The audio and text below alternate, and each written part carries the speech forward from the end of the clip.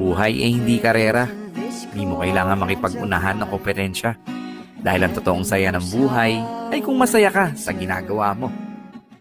Ano pa nga ba at ang pangarap na hinihintay ay makakamit din.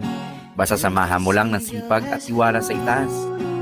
Basta, gawin mong masaya ang bawat araw ng buhay mo. Dahil darating ang panahon, magiging istorya na lang tayo sa mundo.